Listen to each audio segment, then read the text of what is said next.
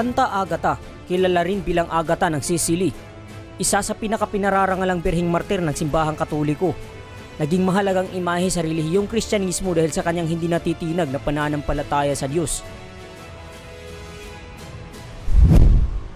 Sino si Santa Agata? Ano ang hirap na kanyang sinapit dahil sa kanyang pananampalataya? At ano ang aral nating mapupulot mula sa kanyang kwento? Alright, welcome sa Karunungan PH. Manatiling nakatutok dahil maaaring ang kanyang kwento ay magiging inspirasyon mo sa espiritual na paniniwala at makakatulong na tumibay ang iyong koneksyon sa Diyos.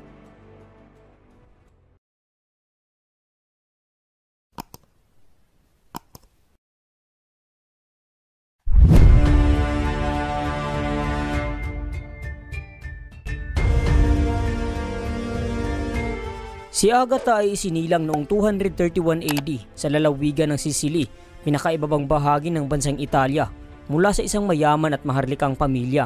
Mula pa man sa kanyang maagang buhay, pinili na ng isang Agata ang maging isang martir sa kabila ng maraming balakid na nais ikompromiso ang kanyang paniniwala sa Diyos. Ang salitang martir ay nagmula sa salitang Griego na tumutukoy sa isang tao na handang magdusa o mamatay para sa kanyang paniniwala, prinsipyo o relihiyon. Isa sa mga halimbawa nito ay ang ating pambansang bayani na nagbuwis ng kanyang buhay para sa isang adhikain na labanan ng kolonyalismong Espanyol. Batay sa 13th century golden legend, ang mga sulating isinulat ni Jacobus de Voragine tungkol sa buhay ng mga banal o santo. Sinasabi ditong 15 anyos pa lamang si Agata ay inialay na nito ang kanyang buong buhay sa Diyos, kung saan nais niyang manatiling isang banal na birhen sa harapan ng Panginoon. Paglingkuran nito sa kanyang buong buhay at manatiling walang asawa para magsilbi sa simbahan. Ngunit isang makapangyarihang Romano ang sumubok sa prinsipyo ng dalaga. Noong mga panahong iyon, naging laganap ang pagsiklab ng Decian persecution, ang panahon ng pag-uusig sa mga mananampalatayang Kristiyano sa ilalim ng Romanong emperador na si Decius. Naglabas ng kautusan ang emperador na nag-uutos sa lahat ng tao sa imperyo na mag-alay ng isang sakripisyo para sa mga Diyos-Diyusan ng Romano at sa kapakanan ng emperador. Kapag nag-aalay ng mga sakripisyo ay kinakailangang isagawa sa presensya ng isang maestrado ng Roma at kumpirmahin ng isang pinirmahan at nasaksihang sertipiko mula sa maestrado. Kung sino man ang hindi susunod sa kautusan ng emperador ay maaaring haharap sa malupit na parusa. Isang Romanong opisyal na nagngangalang Quintianus ang nagkagusto at nagnanais magpakasal kay Agata. Si Quintianus ang gobernador noon sa Catania, Sicily. Dahil sa kanyang mataas na diplomatikong ranggo, naisip niya na madali niyang makuha ang loob ng dalaga na talikuran ng panata nito at pilitin siyang magpakasal. Ang kanyang patuloy na mga panukala ay patuloy din na tinatanggihan ni Agata. Kaya't nang mapag-alaman ni Quintianus na ang dalaga ay isa palang Kristiyano, ay ipinadakip niya ito at dinala sa harap ng hukuman. At siya mismo ang nagsilbing hukom sa kahihinatnan ni Agata. Upang pilitin siyang magbago ng isip, ipinadala siya ni Quintianus sa isang brothel, huwag bahay aliwan kung saan pumupunta ang mga kalalakihan upang sumiping sa mga babaeng bayaran. Sa pamamagitan nito, nagbabakasakali ang gobernador na magbago ang isip ng dalaga. Noong una ay inaasahan niyang susuko din ng dalaga sa kanyang mga kahilingan kapag nahaharap na ito sa pagpapahirap at posibleng kamatayan. Gayunpaman, nanindigan pa rin ng dalaga sa kanyang prinsipyo. Nagdasal ito sa Diyos kasabay ng pagpatak ng mga luha sa kanyang mga mata at humiling na bigyan siya ng lakas ng loob na magapi ang kagustuhan ng dyablo. Patuloy na nagtiwala si Agata sa Diyos kahit na dumarana siya ng isang buwan ng paghihirap at pagsisikap na talikuran niya ang kanyang panata sa Diyos at labagin ang kanyang kabutihan. Nang mapagtanto ni Quintianus na wala pa ring pagbabago, ipinadala niya ito muli sa kanya. Sa kanilang interogasyon, sinabi nito kay Quintianus na ang pagiging lingkod ni Hesukristo ang kanyang tunay na kalayaan. Dahil sa sagot na ito, galit na galit si Quintianus at iniutos nito na ikulong ang dalaga sa halip na ibalik sa bahay aliwan. Isang hakbang na inaasahan niyang magiging matagumpay. Ngunit bagkus hindi pa rin natitinag ang kanyang pananampalataya at patuloy na ipinahayag ni Agata si Jesus bilang kanyang tagapagligtas, Panginoon, buhay at pag-asa. Dahil dito iniutos ni Quintianus na pahirapan ang dalaga. Sumailalim si Agata sa mga mabigat na parusa tulad ng rack torture. Ito ay sinaunang paraan ng pagpapahirap kung saan inuunat ang katawan upang punitin gamit ang mga kawit na bakal. Sumailalim din siya sa pagsunog sa poste. Ngunit ayon sa ilang mga ulat, sa sandaling lumiyab na ang apoy, isang malakas na lindol ang naganap, dahilan upang igiit ng mga tao na palayain siya.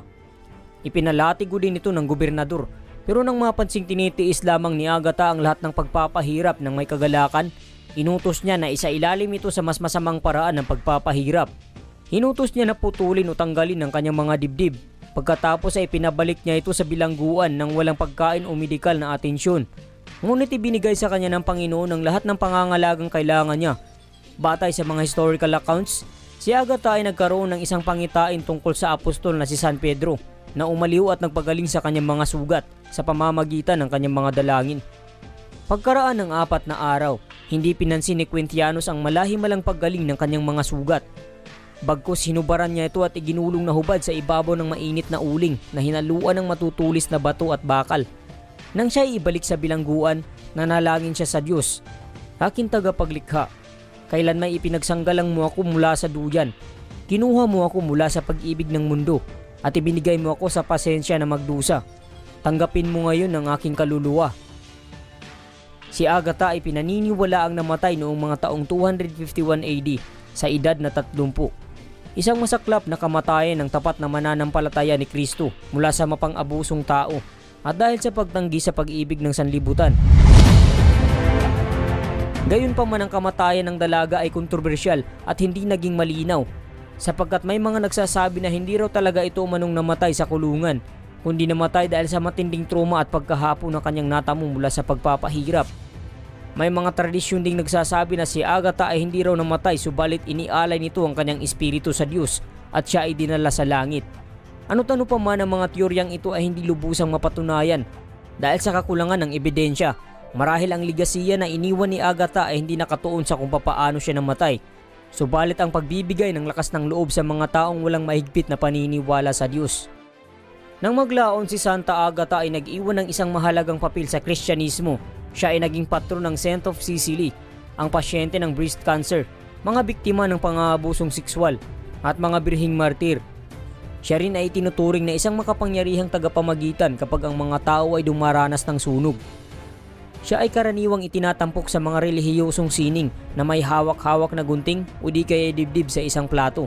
Ang kanyang kapistahan ay ginugunita tuwing 5 ng Pebrero bilang pag-alala sa kanyang pagkamatay at sa mga naiwang matibay na pamana bilang simbolo ng pananampalataya, katapangan at proteksyon.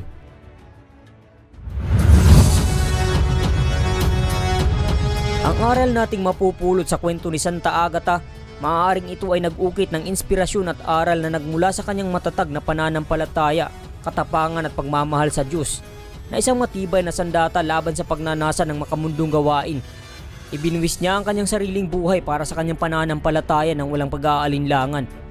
Itinuturo nito sa atin na kung handa kang magtiis at manatiling mapagkumbaba sa pang-uusig ng mundo at sa lahat ng hamon ng buhay at kausapin siyang humingi ng gabay at lakas sa pamamagitan ng pagdarasal, ay hindi ka niya pababayaan at ibibigay niya sa iyo ang gantimpala na nararapat sa iyo mula sa langit. Kolosas 3:24. Sapagkat si Kristo ang Panginoong pinaglilingkuran ninyo at alalahanin ninyong pagkakalooban kayo ng Panginoon na gantimpala na inilaan niya para sa inyo. Matthew 5:12. Magsaya kayo at maggalak sapagkat malaki ang inyong gantimpala sa langit. Alalahanin ninyong inuusig din ng mga propetang nauna sa inyo.